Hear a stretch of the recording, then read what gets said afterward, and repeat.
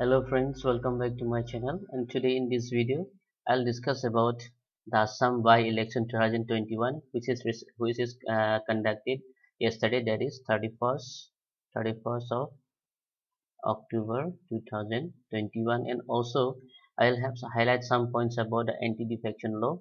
And with respect to the by-election in Assam, I'll discuss about why this election have been conducted, why this election has been conducted, and in which constituency this election has been conducted in Assam. And also I'll try to make a relationship between the by-elections or by-poll elections and also the anti-defection law in India, how anti-defection law is implemented and why this come into being in India. This would be the point of highlight in this video. So moving forward, first of all, let's learn about the meaning of by-election. What is mean by the by-election? So here I have highlighted to one point.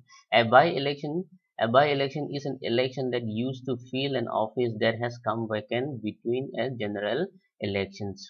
General election may be referred to MLA election, MLA, or like MP election.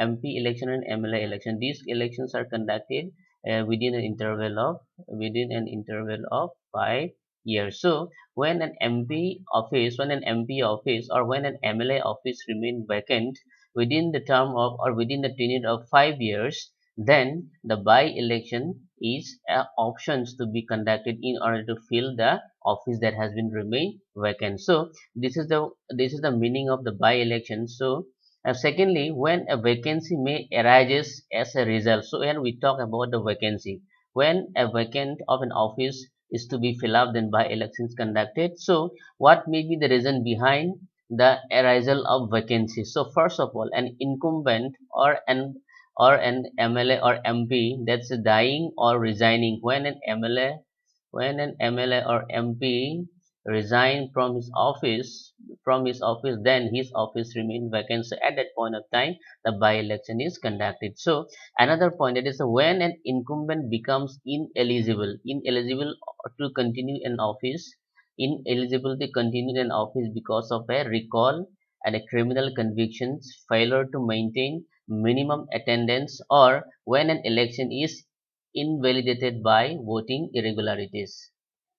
So here when we talk about recall, it is mainly practiced in USA and like USA, then New Zealand.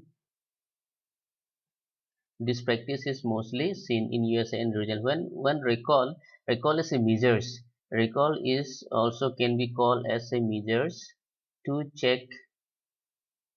to check the present to check MLA or an MP so that he or she can act according to the interests of the according to the interests of the society. So if an MLA or MP is found to be inactive or is not acting as far as the interest or welfare of the society, then the recall petition may be given. Recall petition may be given to against the existing MLA or MP. So in this petition, a required number of population is to be signed so that this these ongoing MLA or MP can be removed and another MP or MLA can be installed in place of the existing MLA. So this recall is also a reason, and secondly the criminal conviction. And if an MLA if an MLA or MP if an MLA or MP have been convicted in a court for any criminal act, and if he or she is termed jail for he is termed jail for 2 years, 2 years, then his office may be remain vacant, or and in place of that by election can be conducted. So criminal conviction, even if a court is if convicted an MLA or existing MLA or MP, and maybe jailed for 2 years. So at the situations, his office can be, or his office will be remain vacant and by-election can be conducted. So another failure to maintain minimum attendance in the office. It is clear to understand that if an existing MLA unable to maintain his attendance in an office, then he failed to maintain his attendance in office, then his office remain vacant, or he under his place, the by election can be conducted. So another point of discussion is that when an election is invalidated by voting irregularities. If an election is invalidated by voting like fraud, like suppressing a candidate, or favoring a candidate in elections, it comes under the voting irregularities. Then this this vacancy may be arises. So these are the point why a vacancy may arises. So when an incumbent dying or resigning, when an existing MLA is died or resigned, then at that place a vacancy arises, or when the incumbent becomes ineligible to continue in his office because of the recall, because of criminal conviction, because of the failure of maintain minimum attendance, or when an election is invalidated by voting irregularities in a particular constituency, then the vacancy may be arises. So these are the points of discussion. And another point of discussion, the by-election are known with different names. It also known as referendum. Also known as referendum, or it is also known as recall petition. It is also known as recall petition, and also it is also known as representative representative recall. Representative. So these are the different names which are named that known to one that is known like by election. So referendum, recall petition, representative recall are another names for by election. So here another point of discussion is that a casual vacancies in a House of Parliament and state legislature through by-election within 6 months from the date of occurrence of the vacancy. So by-election needs to be conducted. By-election needs to be conducted within 6 months. Within 6 months of the vacancy arises. This is the important point to be remember. When a vacancy arises, and it fulfill appropriate norms for conduction of by-election, then at that point of time within 6 months that vacancy need to be filled up, and provided that the remainder of the terms or members relation to vacancy is 1 year or more. And it should be remembered that the remainder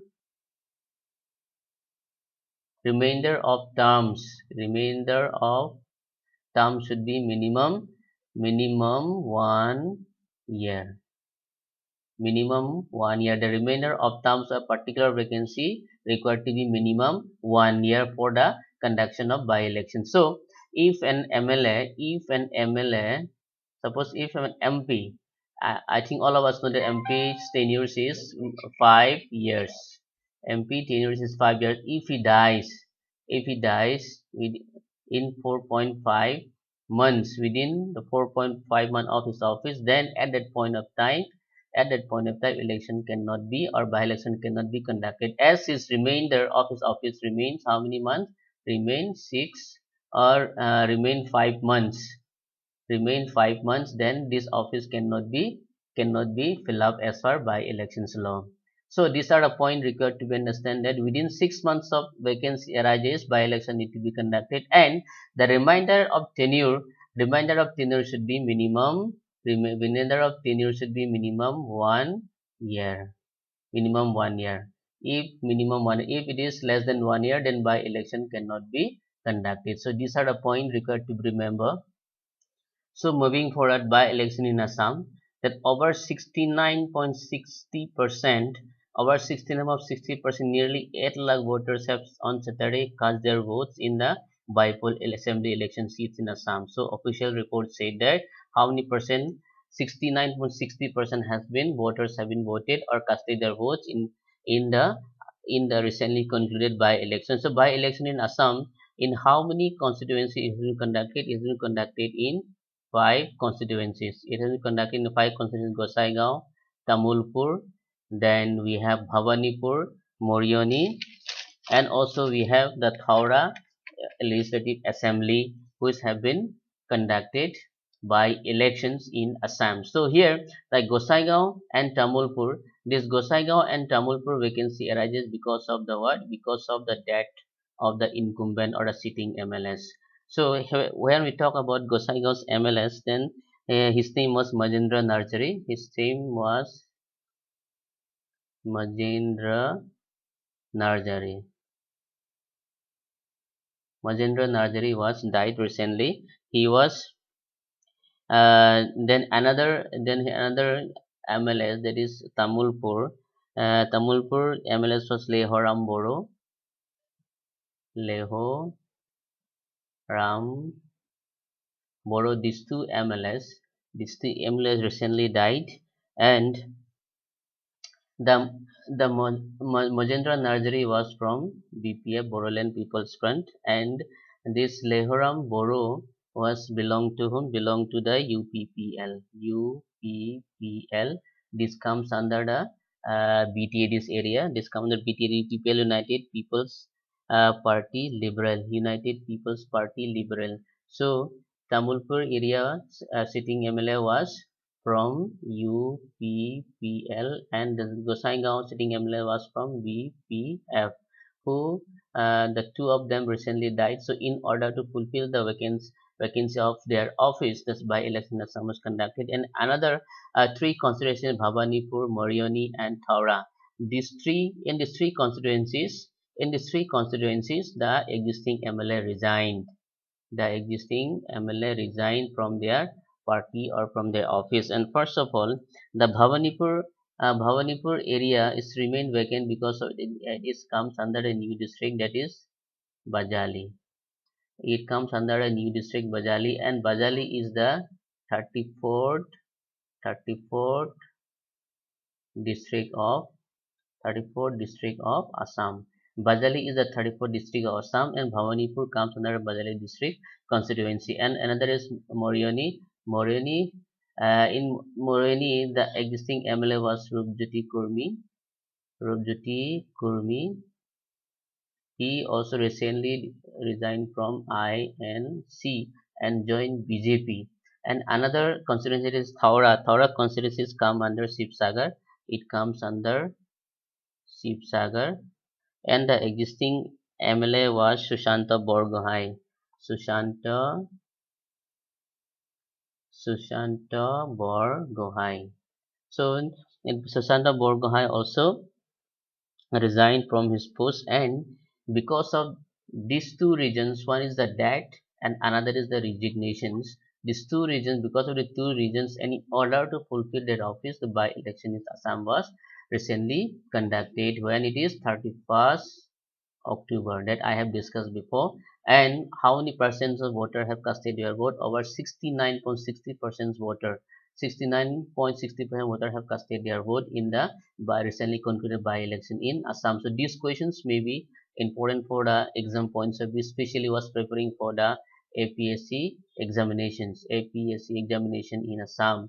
There is Assam Public Service Commission examination in Assam. That in how many constituencies the by-election was conducted in 31st October 2021. Then 5 constituencies. Then the name of the constituencies are Gosaigaon, Tamulpur, Bhawanipur, Moriani, and Thaura. These are the 5 constituencies that by-election in Assam was recently concluded or conducted. So let's move forward, and another point of discussion, that is the anti-defection law. As I have mentioned before the beginning of this video, anti-defection law in India, how anti-defection law is associated with bipolar election. When we talk about defection simply may be understood as resigning from one party and joining to other party by a particular politicians or MLA or MP or any other. So this is a defection, meanings what we have understood is that resigning from one party to the and joining to the another party for political purpose or any other reason. So here, in order to restrict the defection of politician, in order to restrict defection, of politicians, then the anti-defection law came into force in India.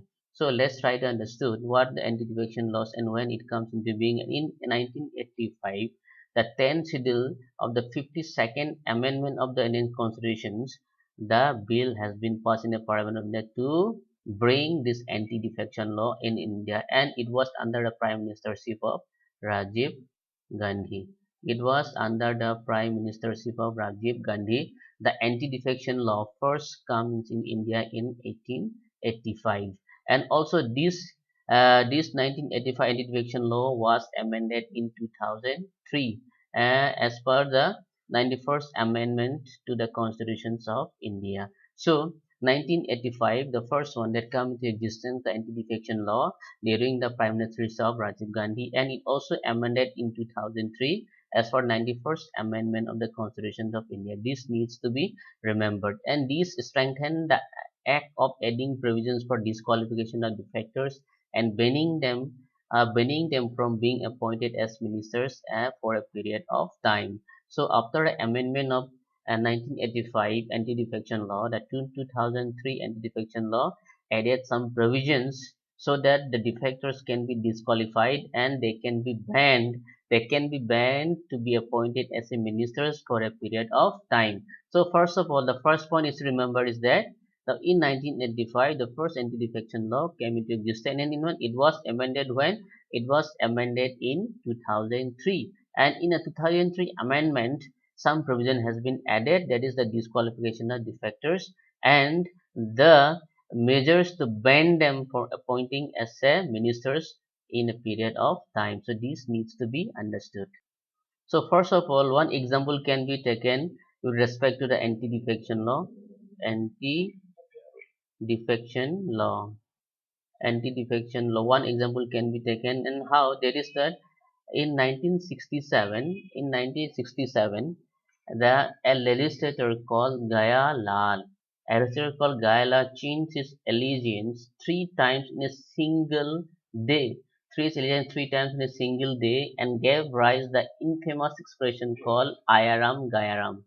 Ayaram Gayaram, that is Ram has gone and Ram has gone. This is associated with whom? This is associated with the anti defection or defection anti-defection law in India. This term Aram Gairam is associated with whom?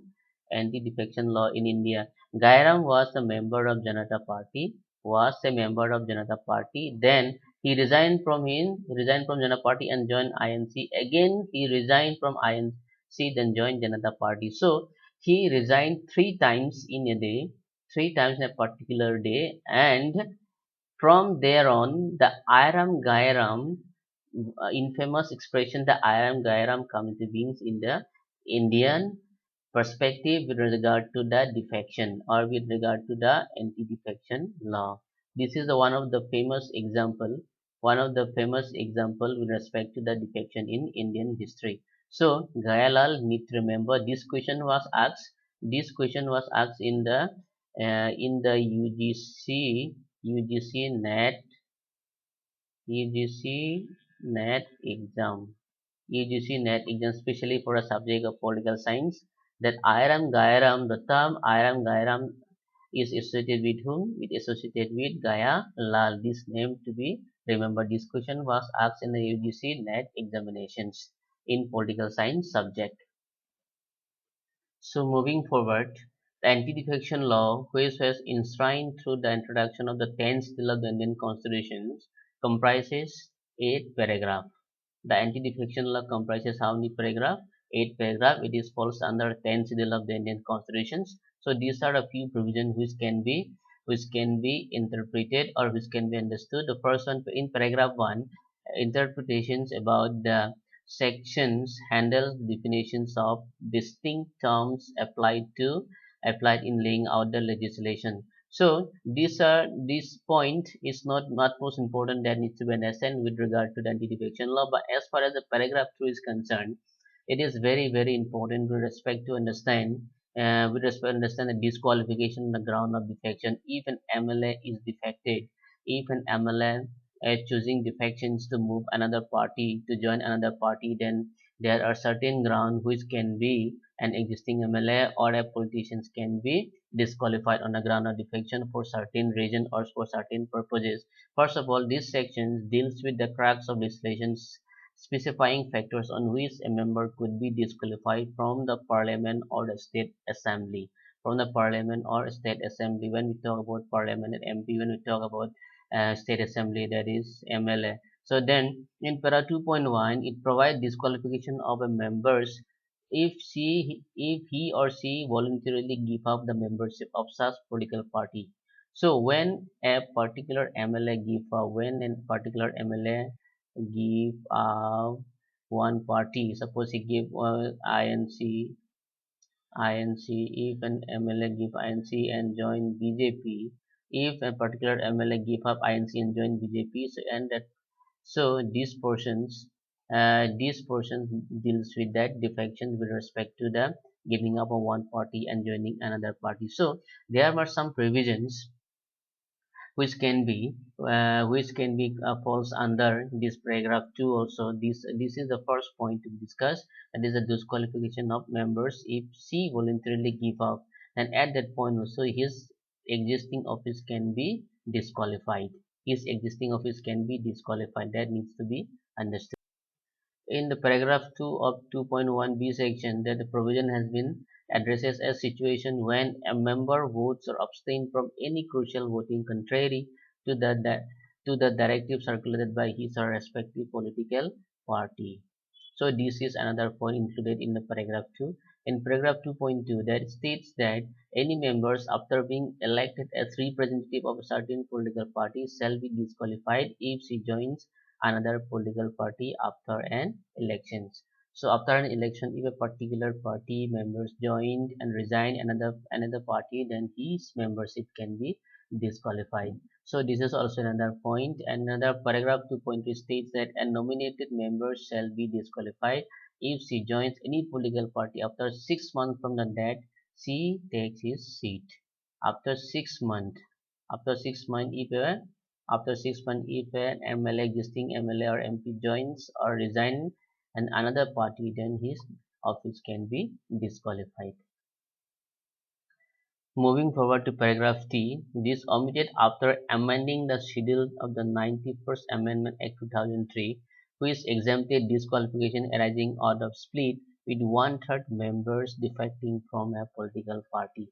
If members of a particular political party defected and the members is one-third, and then this provision is exempted or omitted in as per the paragraph 3 of the as per prior to Anti-Defection Law Amendment Act 2003. So if one third of a particular political party defected from one party to and join another party, then they can be remain in office for a particular period of time. So another point of discussion is that paragraph 4, that is disqualification on the ground of defections not to apply to or apply in case of mergers. If a particular party suppose like JDU, Janata Dal United. So if JDU merged and joined INC, if the entire political party and its members merged to INC, the entire elected members of the entire JDU parties merged and joined INC, that at the time this defection ground cannot be applied. Defection ground or defection disqualification in that case cannot be applied. This paragraph here, it is that's why it is stated that this paragraph excludes from disqualification in case of merger of political parties, provided if the state merger is with one third of the members of legislative party who have consented to merge with another political party. So this is also an important point to be remembered. If a political party completely merge and join another party, then this defection law is not applicable in that case. So this para 4 is important. This para 3 is also important. This and another para, that is the para 5, exemption is given. Some exemption is given here. What is the exemption? That is the paragraph provides exemption to the speaker, chairman or deputy chairman of the various legislative house. So they are exempted from whom? From the anti-defection law. That is in 2003, that if they also the speaker of Lok Sabha or speaker of legislative assembly, chairman or deputy chairman of any legislative house resign or defected to another party, then still they can remain in the office, and this anti-defection law is not applicable in that case. So moving on to another paragraph is paragraph 6, that is decision on question as a disqualification of the ground of defection. So these decisions can be only be taken by whom? Taken by the speaker of or a chairman or the speaker of the respective legislative house. They have to decide. They are the ultimate decision maker, or they have the ultimate decision making authority in case of any disqualification that arises. So here the paragraph C empowers the chairman or the speaker of the legislative house to decide to take a decisions in case of any disqualifications of a particular politicians or MLA or MP arises. So this deals with paragraph 6, and another paragraph 7 here also bar of jurisdiction of court. So this provision bars court jurisdiction in case of disqualification of a member under the schedule. So there is no court jurisdiction with respect to the defections law or with respect to the disqualification of particular member of a party, particular MLA or MPs. So these are a provision included in the paragraph 7 of the anti-defection law. This paragraph bar the jurisdiction of court with respect to disqualification of a member. So, however, this still does not bar court intervention under 32, 226 and 137 article of the Constitutions of India. When we talks about the Article 32, it comes under remedies to the constitutional remedies. Then to these articles doesn't if these articles is violated with a particular individual, if this article is violated with a particular individual or particular MLA, then at that point of time this paragraph 7 have its jurisdictions. The bar has or bar can intervene the disqualification of a member if his or her if her sick under the Article 32 of the Indian Constitution. If the particular ML or MP seek remedies under 32 of the Indian Constitution, then at that point of time the bar or a court has its own health jurisdictions to deal with. So these are the important points I have discussed. So this paragraph 8 also deals with the schedules allow the chairman and the speaker to frame rules concerning the respective legislative houses to deal with the disqualification of members of the various houses of legislature. So this paragraph 8 also empowers the chairman or speaker of the particular assemblies or the legislative house to frame rules concerning to the disqualification of a members of a various houses of the legislature. So these are some of the important points. These are some of the important points I have discussed with you all. Hope you all have really be benefited out of it. Thank you.